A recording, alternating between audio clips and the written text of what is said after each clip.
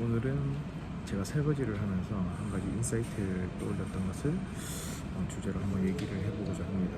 즉, 효율만 따지는 것이 멍청한 이유 또는 효율만 따지면 안 되는 이유에 대해서 소개는 그렇고 주저리 한번 얘기해 볼게요. 우리라는 표현은 그렇고 저는 항상 효율을 많이 따졌던 것 같습니다. 어떤 일을 할 때 관계에 있어서 이런 최근까지 효율을 따지면서 사는 것이 굉장히 중요하다고 생각했던 사람입니다.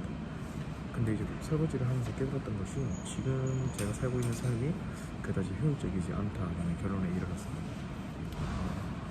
왜 그렇게 생각을 했냐면 당장 장교 채용을 하는 회사에 들어가서 돈을 벌기보다 책 읽고 글을 쓰는 것에 집중하고 있죠. 그리고 트레이너로 취직해서 이제 전에 봤던 월급의 2배 이상을 벌기보다 또 듣고 싶은 교육을 위해서 월급보다 훨씬 더 넘는 돈을 지불해서 또 그런 여러 가지 교육을 신청해 놓은 상태고요. 지금 당장 보기에는 여러모로 비효율적인 것이 제 삶에서 많은 부분을 차지하고 있다라는 생각을 했습니다. 그렇다면 제가 말씀드린 그 효율과 비효율을 가르는 기준은 무엇일까라는 생각을 저는 한번 해봤습니다. 그래서 바로 내린 결론이 목표 달성의 시기가 굉장히 중요하다는 생각을 했습니다.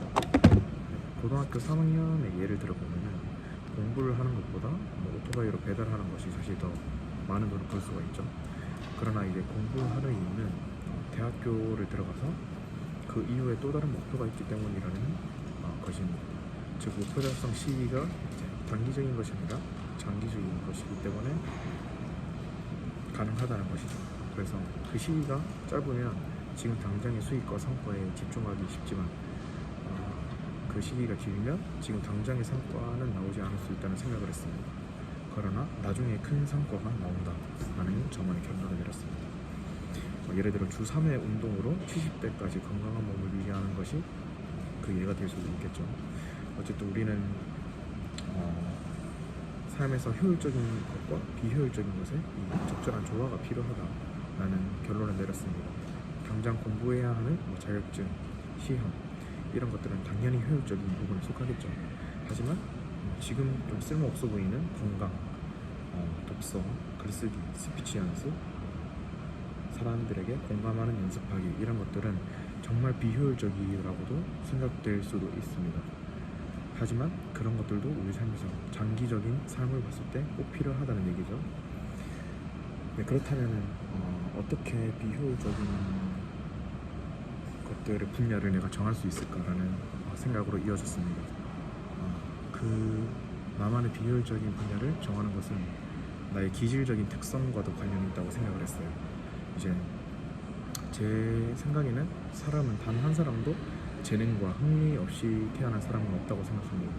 그래서 여기서 재능이란 내가 1등을 하는 게 아니라 남들보다 특정 분야에 더 흥미를 느끼는 것을 재능이라고 표현합니다. 이런 부분들을 이 영상에서는 통칭 달란트라고 표현을 해보겠습니다. 내가 가진 이 달란트와 사회가 필요로 하는 나만의 분야, 이 두 가지가 맞닿아서 시너지 효과를 발휘할 때 그간 내가 쌓아왔던 비효율적인 노력이 엄청난 성과로 이어진다. 즉, 그 사회의 수요를 만나기 전까지는 비효율적인 노력을 미치도록 하면 된다라는 결론에 이르렀습니다. 저는 저에 있어서 3가지 예를 한번 들어보겠습니다. 저는 어렸을 때부터 운동을 하는 걸 좋아했어요. 그러다가 학부생 때 은산이를 만나서 보디빌딩을 배웠습니다. 그래서 그 보디빌딩에 꽂혀서 미치도록 했던, 지금도 그렇게 하고 있고요. 그 결과 지금은 저의 수입의 한 부분이 되었습니다. 또 저는 2번째로 항상 왜라는 지적인 탐구심이 있었던 것 같아요. 말을 하려면 근거가 있어야 된다는 것을 깨달았고, 그래서 책을 많이 읽었습니다.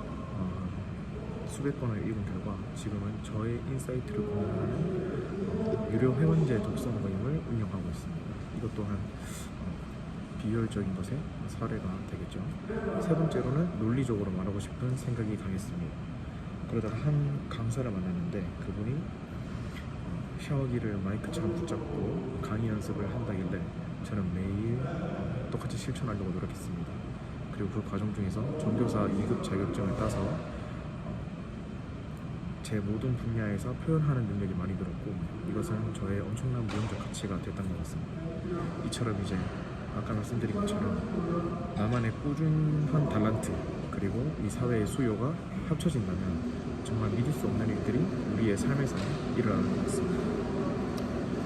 그래서 마지막으로 나의 사명과 비전을 알고 싶은 분들에게 고면하는 것은 내가 하고 싶은 것, 가고 싶은 것, 되고 싶은 이상, 갖고 싶은 것 이 네 가지를 쓰면서 내면의 목소리에 한번 귀 기울여 보시기 바랍니다. 시끄러워서 다시 한번 말씀드릴게요. 내가 하고 싶은 것, 내가 가고 싶은 것, 내가 되고 싶은 사람, 갖고 싶은 것 이 네 가지를 한번 쓰면서 내가 왜 그걸 갖고 싶고 하고 싶고 되고 싶고 가고 싶을까 이런 나만의 내 안에 있는 그 욕구를 한번 잘 생각해 보시기 바랍니다. 그게 분명 나의 재능과 달란트와 연관이 있다고 저는 생각합니다. 그래서 저는 대학생 1학년이 끝나고 제 인생을 바꿨던 강의 3P 바인더 프로 과정에서 그것을 찾았습니다. 그 이후로 저만의 목표를 달란트와 관련된 비전과 목표를 가지게 됐고 지금까지 지치지 않고 꾸준히 달려올 수 있는 원동력이 되었다고 생각을 해요. 어쨌든 저도 그 교육을 들으면서 나도 누군가에게 이런 것들을 교육하고 싶은 사람이 되어야겠다라는 꿈이 있었습니다. 그리고 그런 꿈을 꾼 지 한 6년이 지나서 이제 제 이름으로 3P 프로 과정을 열게 되었습니다.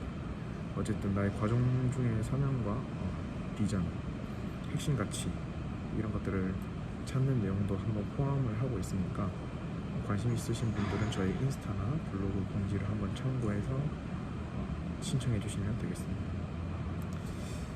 네, 정리하겠습니다. 저는 2년 4개월의 군생활 동안 200여 권의 책을 읽고 100편에 달하는 글을 쓰고 50번 이상의 스피치를 하고 매일 또 운동을 했습니다. 그 결과가 이제 경기에 상관하지 않는 뭔가 대체 불가능한 사람의 한 발자국 더 다가가지 않았나 라는 생각을 했습니다. 2년 4개월 동안 엄청난 비효율적인 노력들을 하고 그것이 지금 여러 방면에서 많이 성과로 나타나고 있습니다. 그래서 이미 나만의 재능, 달란트를 찾으신 분들은 폐관수련이라는 말이 있죠. 외부와의 접촉을 차단하고 그것에만 몰두해서 수련하는 일, 폐관수련을 한다 생각하시고 그 분야에 한번 미쳐보시는 것도 좋을 것 같습니다. 어쨌든 오늘도 여러분 각자의 자리에서 탁월해지기 위해 노력하는 여러분들이 되기를 간절히 기도하면서 오늘 영상 마무리하도록 하겠습니다. 오늘 하루도 파이팅!